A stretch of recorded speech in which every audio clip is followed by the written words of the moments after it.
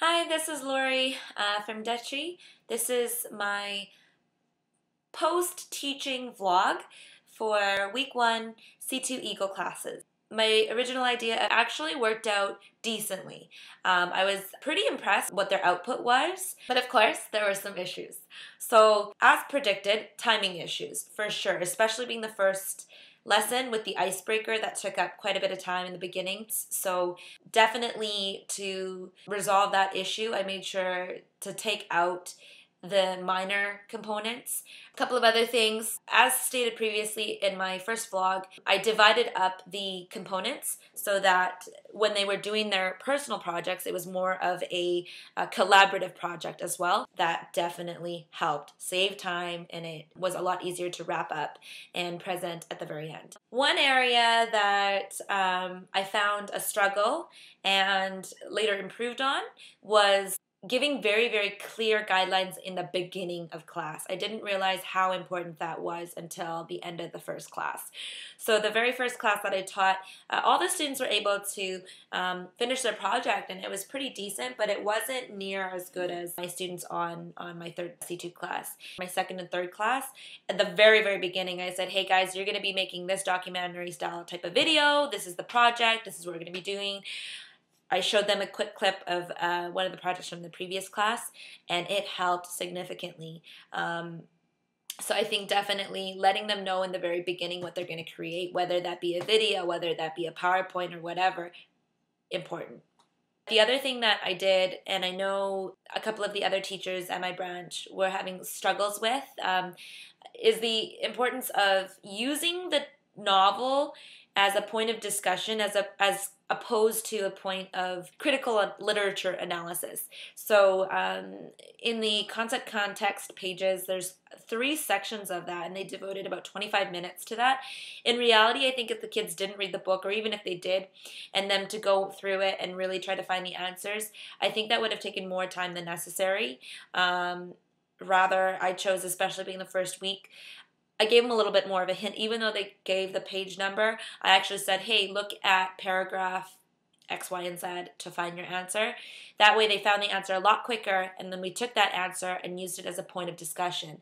And I only used the concept context questions that I thought were applicable to the project. We got the discussion points, and as soon as I thought they had the idea and they were understanding the different perspectives, we moved on so that they could start their project. Lastly, the most important part, I think, is the filming. The kids that I had, they knew how to use their apps. So, you know, how to create PowerPoint, how to create embed videos, embed pictures. They knew how to do all this. Still, filming and setting up that part at the 3rd hour, I would recommend, highly recommend, starting filming at least when you have about 45 minutes left of class, especially if you want to do evaluations at the end. So 15 minutes into the 3rd hour, I told them, Kate, let's get ready, let's plug in. And of course, we had technical issues, AP shutting down, dongle issues, our HDMI cables weren't working. I had 2 of them, they still weren't working. So no matter how much I think you prepare for technical issues, there's always going to be issues. Start the presentations right away. At least leave 45 minutes.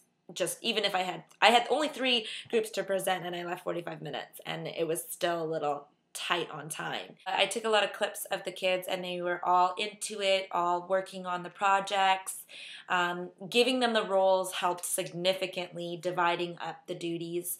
However, on that note, I think I would have saved for future a couple of minutes for them to share all their information and do a run through. There wasn't enough time to do like a dry run of all the components, so there was a little bit of time wasted near the end when we presented, and they had to replay because they maybe had the PowerPoint page on the wrong page and the script was on another. So another thing that worked really well, the kids were still able to film the family dinner scene, and what we did was we had 3 stations. So one station was the video filming station for the dinner table, and we had the prop set up. Another table was where they were working on the PowerPoints and whatnot, or sorry, the other 2 were where they worked on PowerPoint. So we just all rotated. So I was the cameraman. Everyone else was working very, very quietly. They had it all mapped out because they did it in their personal projects in the hour or whatnot before, and so it actually worked out quite well. And of course, filming only took, probably 10 minutes in total for the 3 groups, because they were just shorter scenes that they combined into their overall project. And so having them rotate and develop while I was filming helped, and I think that would resolve the problem of the noise. As you can see in my final videos, when they did their dinner scene, you can't hear any of the other students, and that's because I was making sure that nobody was talking when we were filming. Definitely worth it. Bringing in the props helped out. Teachers had some extra fruit props lying around. We threw that in there, and really helped with the dinner scene. It made it more lively. But then other kids, they drew pictures of like sushi and whatnot. I think it was all positive and negative, by mixing all the different media. So we were mixing like drawing on paper, taking pictures, embedding photos, embedding videos, and creating a PowerPoint. Using all the media, I really wanted to challenge them to see if they could do it. Positive was that they did it, and it actually worked out pretty well. Negative was that maybe they were a little bit stressed. Maybe I'd put on a little bit too much media-rich content for their first project. Who knows? But the output was actually pretty impressive, so it only gives us a starting point to improve. So that's what I'm hoping will happen. So yeah. Anyways, that's it for now. Until next time. Bye, guys.